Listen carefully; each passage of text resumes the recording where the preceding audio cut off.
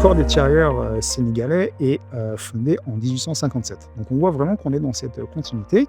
Et c'est d'ailleurs beaucoup d'anciens esclaves qui sont rachetés, alors même que l'esclavage est aboli, qui sont en fait rachetés par l'armée française auprès d'anciens maîtres, alors sous un système de contractualisation où en fait les tirailleurs s'engagent pour 14 ans au début, pour rentrer dans l'armée française.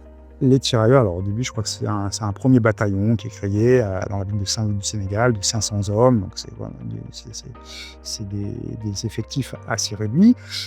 Sont en gros des forces supplétives un peu de maintien de l'ordre, et notamment parce que les soldats blancs français qui sont envoyés dans les colonies ont du mal à s'adapter par la chaleur, par les maladies, et donc il y a un taux de mortalité très important, et donc on fait appel à des recrutements locaux.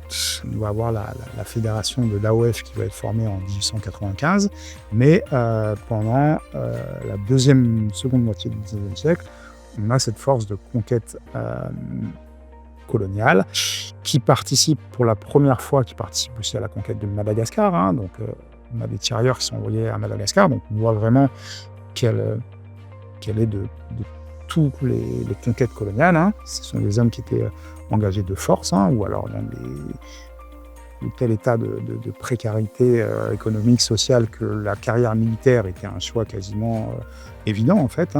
En 1900, les tirailleurs, qui étaient des tirailleurs nigériens, daouéniens, soudanais, changent de statut en fait, et ils sont rattachés au ministère des colonies à partir de 1900. Ils prennent le nom générique de tirailleurs sénégalais.